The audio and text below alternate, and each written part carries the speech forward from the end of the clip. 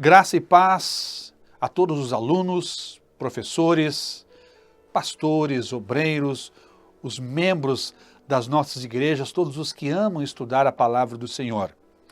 Que a bênção de Deus seja abundante sobre a tua vida e que possamos juntos crescer na graça e no conhecimento do Senhor. Nós estamos diante da lição número 7 da nossa revista, publicação trimestral do nosso editorial. E esta lição número 7 vai tratar sobre período patrístico em defesa da fé e da doutrina eclesiástica.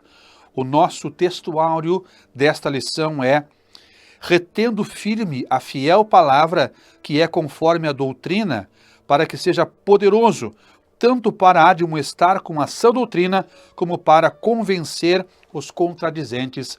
Tito, capítulo 1, versículo 9. Este período chamado período patrístico, meus amados irmãos, caracteriza então a um período, a um ramo da teologia e da história que estuda os chamados pais da igreja cristã. Por isso, patrístico, ou período da patrística. Então, conforme Champlin nos explica, dizendo justamente isso, que é um período em que estão em destaque os pais da igreja cristã em defesa da sã doutrina, em defesa da ortodoxia cristã, relacionado, obviamente, à doutrina. O textuário é muito sugestivo, porque realmente mostra, irmãos, esta capacidade que nós recebemos da parte de Deus para que venhamos refutar aqueles que, então, promovem ataques à doutrina cristã, à doutrina da igreja, ou à sã doutrina.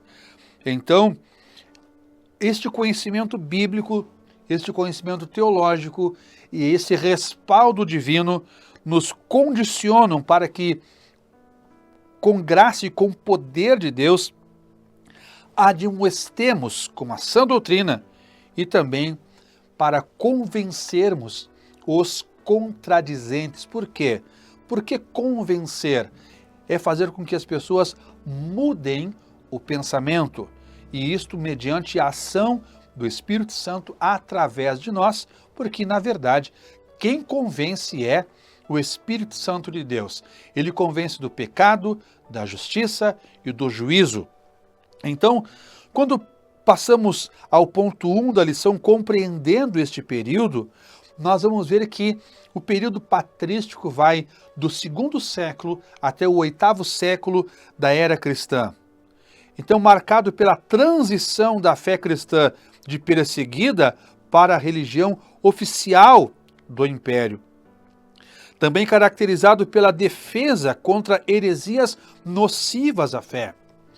Então, este é um período em que Deus usa estes homens, chamados os pais da igreja, a partir desta segunda leva de apóstolos, esta segunda geração de apóstolos, homens que foram inspirados por Deus para, então, combaterem essas heresias, combaterem esses movimentos que, então, surgiram justamente para tentar, de certo modo, comprometer, macular, influenciar negativamente a igreja cristã.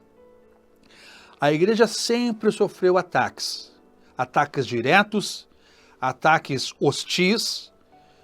Muitos irmãos foram martirizados, mas também, meus irmãos, no âmbito das ideias, dos argumentos, também a igreja sofreu inúmeros ataques.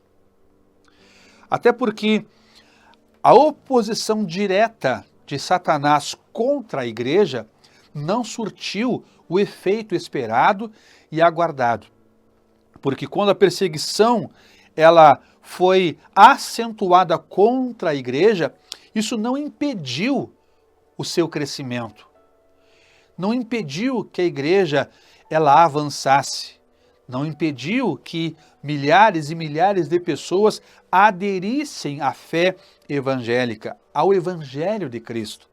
Então, Satanás, de forma ardilosa, ele tenta agora disseminar, então, ideias, conceitos, heresias e falsas doutrinas para corromper a igreja, para levar a igreja, então, à derrota, ao fracasso.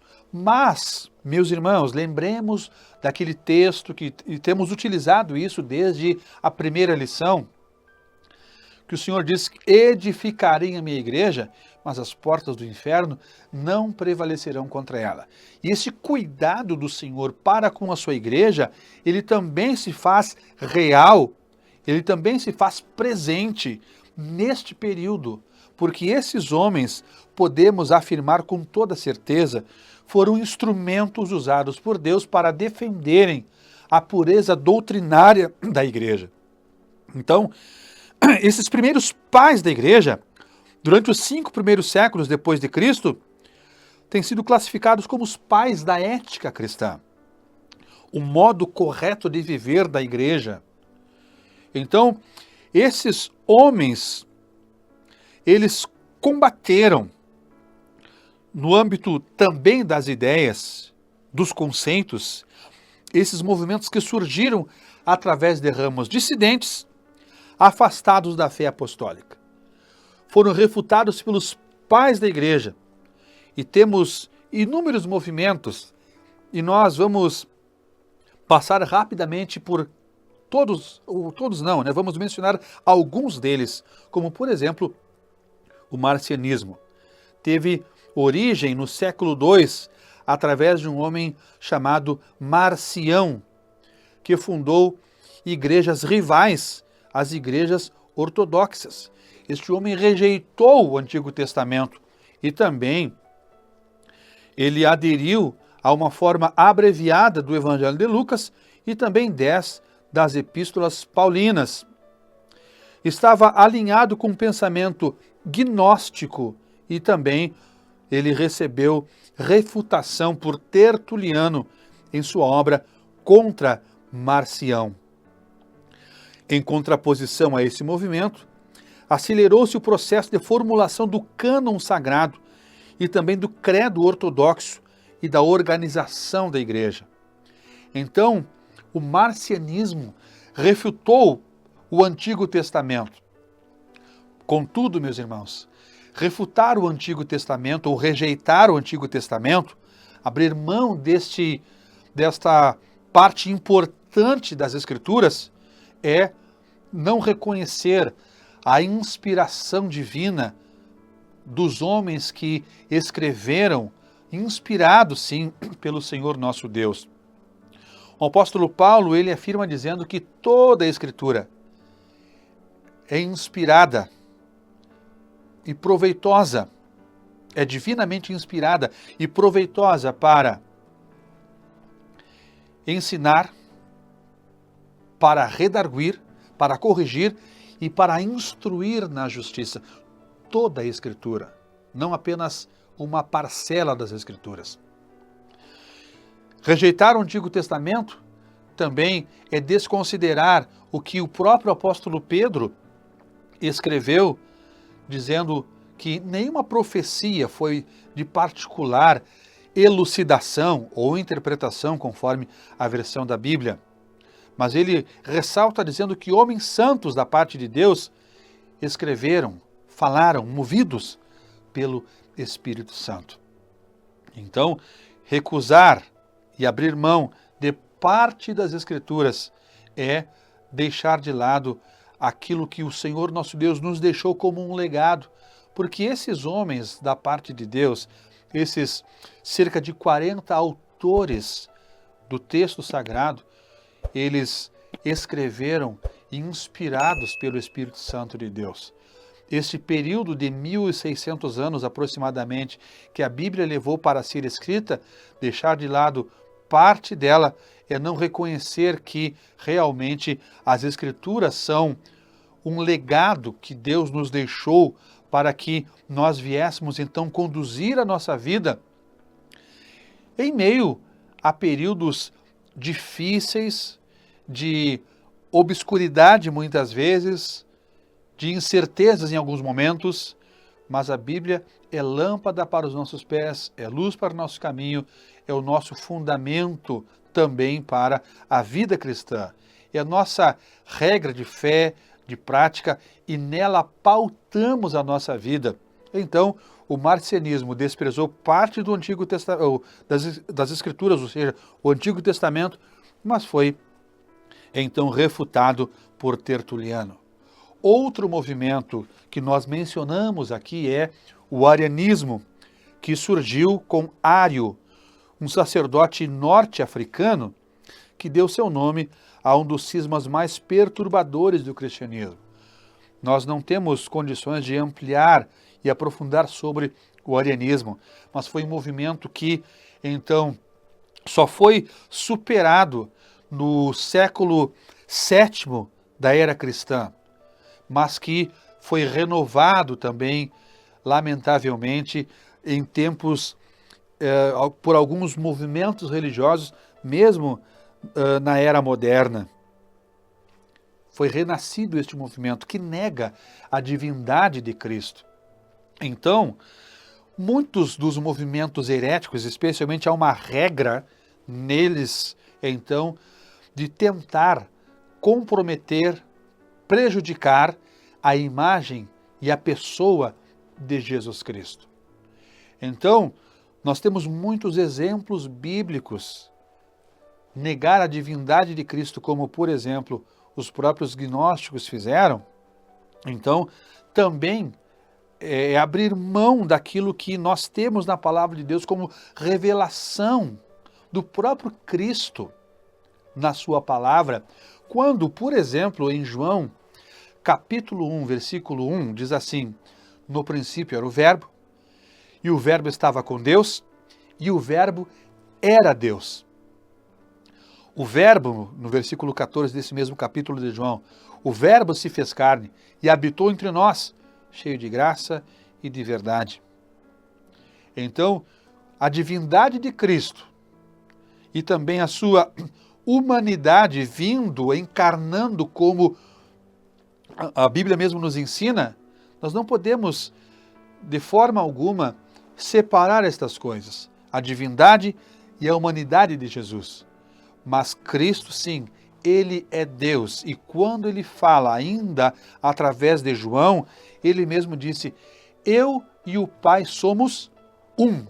Ou seja, pessoas com a mesma essência, pessoas com as mesmas características, pessoas com os mesmos atributos. Ou seja, Jesus é Deus, e isto é inegável, por mais que movimentos heréticos que surgiram ao longo da história da igreja, por mais que tentassem então refutar e rejeitar esta realidade da divindade de Cristo, nós temos então textos sobejos na palavra de Deus que mostram verdadeiramente a divindade de Jesus Cristo. Nós temos também outro movimento chamado pelagianismo, que teve origem no final do século IV com Pelágio, um monge britânico que defendia a capacidade do homem de dar os passos iniciais em direção à salvação mediante seus próprios esforços, sem depender da graça divina. Nós temos na palavra de Deus o apóstolo Paulo escrevendo que a salvação, irmãos, é pela graça. Não vem das obras para que ninguém se glorie. Então, se o homem tivesse condições de alcançar a salvação, tivesse condições de dar esses passos iniciais em direção a Deus, qual seria então a missão de Jesus? Se nós, pelo nosso próprio mérito e esforço, conseguíssemos de alguma forma herdar a salvação, Cristo morreu em vão. Mas a nossa incapacidade perante Deus, ela se revela na própria palavra. Nós não temos como.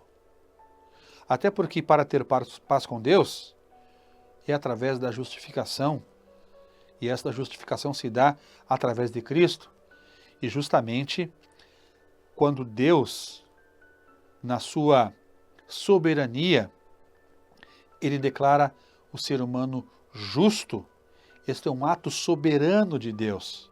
O texto de Romanos 5:1 diz: justificados, pois, mediante a fé, temos paz com Deus por nosso Senhor Jesus Cristo. Ou seja, somos justificados através de Cristo perante um Deus santo, um Deus soberano, e Ele nos aceita, porque o sacrifício de Jesus nos apresenta diante de Deus santos, irrepreensíveis e inculpáveis.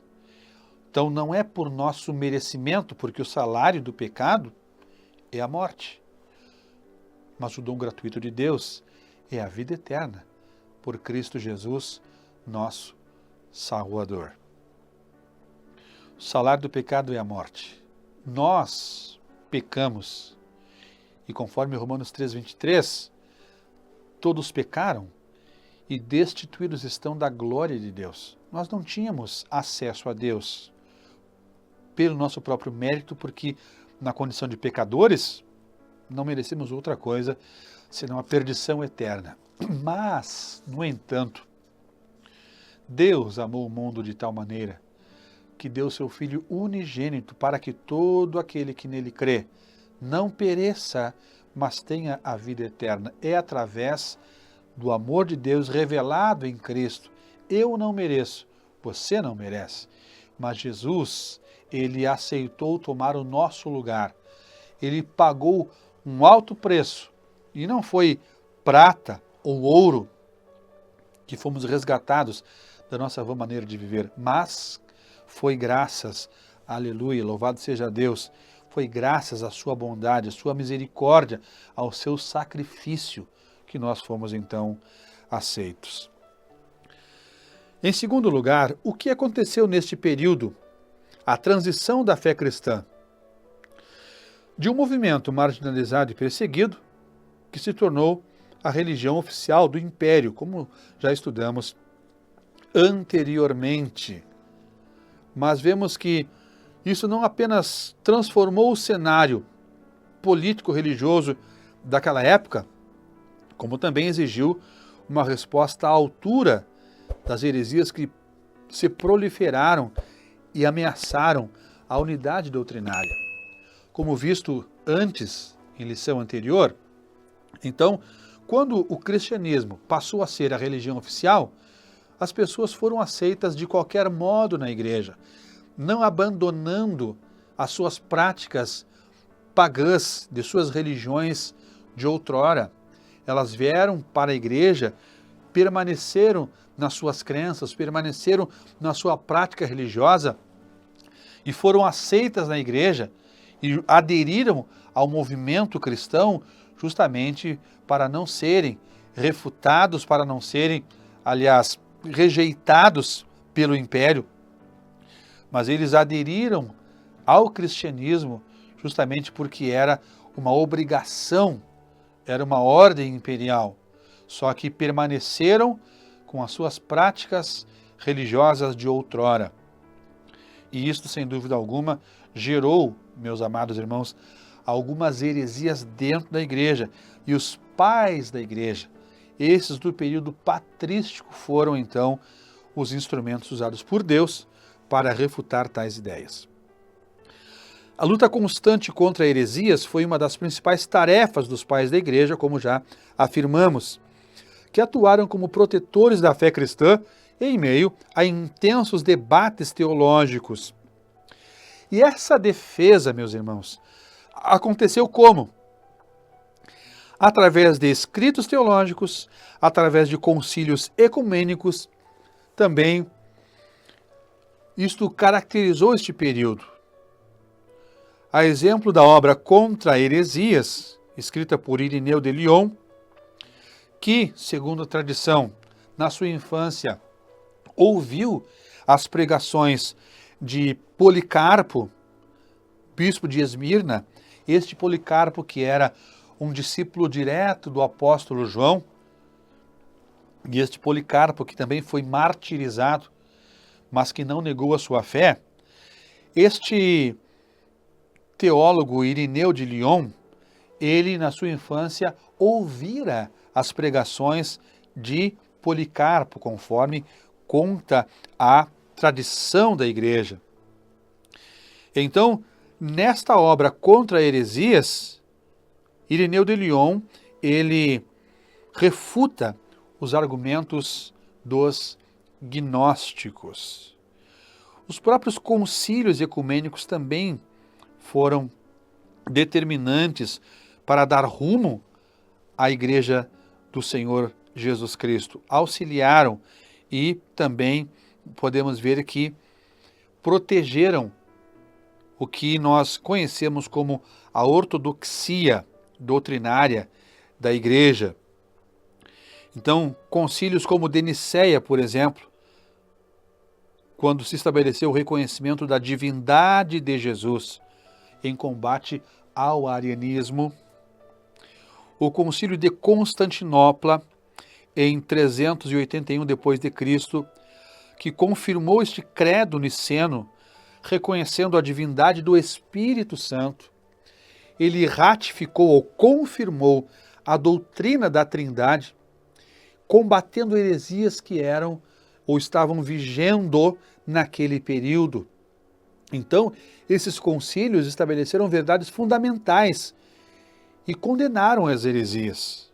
Então vejam a importância também de tais concílios neste período patrístico. Vamos repetir aqui. Reforçaram a divindade de Jesus, também reconheceram a divindade do Espírito Santo e também confirmou a doutrina da Trindade, combatendo as heresias que eram vigentes nesse período. A aproximação da filosofia também aconteceu neste período patrístico, permitindo explicar e defender a fé cristã de forma racional e acessível. Então, contribuiu para a defesa da fé e da doutrina no campo das ideias também, visto ser a filosofia importante ferramenta, importante meio para a defesa de ideias. Então, destacamos, por exemplo, nomes como Justino Mártir, um dos primeiros apologistas que defendia a razão como um caminho para a fé. E, na verdade, nós bem sabemos, fé e razão não se excluem, elas se complementam. É claro que nem todas as verdades contidas na palavra de Deus serão compreendidas à luz da razão. Mas, pela fé, nós entendemos e aceitamos muitas das verdades bíblicas, mas fé e razão caminham juntos, ou caminham juntas. Então, a razão é um facilitador para uma compreensão das doutrinas. Então, estes homens, que eram eruditos, eram teólogos, eram filósofos, eles colaboraram no sentido, então, de explicar e defender a fé também de uma forma racional. Não apenas na questão do argumento defendendo ideias do ponto de vista espiritual, o que também é deveras importante, mas explicar. E é algo que o apóstolo Pedro, ele nos fala e nos incentiva a isto, a sabermos realmente darmos razão à nossa fé, explicarmos com esta convicção o que faz parte da nossa crença, da nossa fé, da nossa doutrina. Então, compreender o texto bíblico também à luz da razão é necessário. Não basta simplesmente ler a Bíblia como um texto, uma leitura dinâmica, corrida. Não, nos atendo aos detalhes e também compreendendo de forma racional as verdades bíblicas, porque a fé e a razão são complementares e não são excludentes.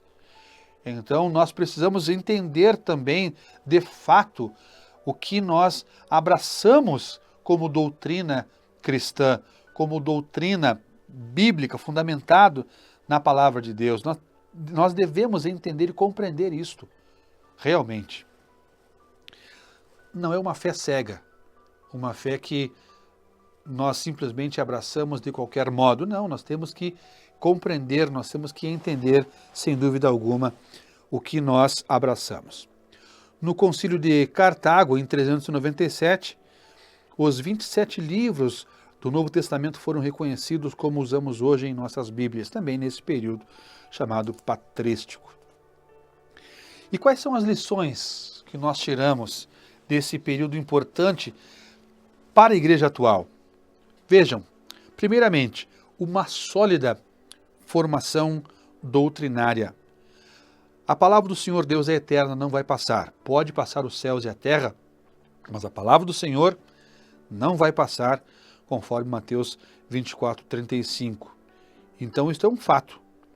As heresias de outrora ainda circulam nos nossos dias, mas nós podemos ver que, em essência, elas são as mesmas, mudaram os nomes, mas somente um conhecimento sólido e um sólido fundamento doutrinário com base na palavra é que nós não seremos enganados. Satanás usa de artifícios, de artimanhas, até mesmo usando a palavra de Deus, como ele usou para confundir lá no Éden, assim como ele tentou confundir a Jesus usando a palavra. Mas Cristo, convicto, ele também refutava com base na palavra. Está escrito, ou seja, fundamentado também na palavra. Nós precisamos ter esta sólida formação doutrinária e convicção naquilo que nós cremos de fato, na palavra de Deus, para não sermos envolvidos por estas heresias que ainda circulam na atualidade e que mudaram apenas o rótulo, os nomes, mas que ainda contém na sua base, no seu cerne, heresias que surgiram ao longo da história da igreja. Segunda lição que nós tiramos: defesa da fé com conhecimento e inteligência. A busca constante pela capacitação por pastores, por líderes e demais cooperadores na seara do Mestre é fundamental. Quem ganha com isso? E a igreja. É obra de Deus. Pessoas melhor qualificadas, melhor preparadas, serão instrumentos usados para que a igreja não seja uma presa fácil dessas heresias do nosso tempo.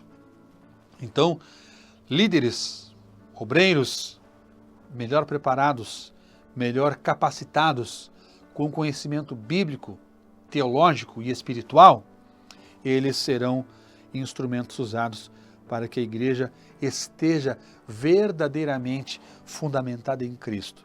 Especialmente em tempos, irmãos, em que circulam pela internet quantas heresias, quantos falsos ensinos, quantas pessoas até com a intenção de se autopromoverem e de arrastarem para si uma quantidade enorme de seguidores, de pessoas que estejam ali sob as suas heresias, os seus ensinos, apartados da verdade. Lamentavelmente, muito se ouve de pessoas que deixam a sua firmeza na fé para darem ouvidos. Então, há muitas heresias que estão disfarçadas com conteúdo bíblico e teológico, mas que, na verdade, estão apartadas da palavra de Deus. Outra coisa que nós precisamos, irmãos, é de uma profunda espiritualidade. Buscar a Deus de tal modo que a nossa relação com Ele seja cada vez mais estreita, seja uma comunhão mais real, mais profunda. E não há outro meio de aprofundarmos a nossa relação com Deus e a nossa espiritualidade, senão com esta comunhão que obtemos pela oração, pela leitura da palavra. Então, nós verdadeiramente precisamos, de fato, voltar às nossas origens, a prática da oração, a prática da leitura da palavra e também esta prática maravilhosa e que redunda em fortalecimento da nossa vida espiritual, que é o jejum. A prática do jejum nos fortalece espiritualmente, nos prepara para os embates que nós temos na vida espiritual, porque há circunstâncias, e o próprio Jesus foi quem disse que há determinadas circunstâncias nesta batalha espiritual que só se vence, irmãos, com jejum e com oração. E são práticas que precisam ser resgatadas pela igreja cristã. A prática da oração, da leitura bíblica, da meditação bíblica e também do jejum. Desta forma, irmãos, é que nós vamos então estar resguardados, protegidos de tudo aquilo que é nocivo e que ameaça a nossa fé. Que o Senhor ricamente nos ajude, nos abençoe e que nós possamos, de fato, meus amados irmãos, ficar firmados em Cristo, firmados na sua palavra, livres desses movimentos que tentam, então, nos confundir e nos apartar da fé genuína em Cristo Jesus. Oremos. Obrigado, Senhor, pela tua palavra, que a tua graça seja abundante sobre nós. Em nome de Cristo Jesus, que o Senhor venha nos dar o conhecimento necessário, Senhor, para que cresçamos realmente na graça, na comunhão contigo, revestidos pelo teu poder, revestidos pelo teu Espírito Santo, para que assim a igreja possa continuar marchando triunfante até o dia em que virás para buscá-la. Em nome de Jesus é a nossa oração. Amém.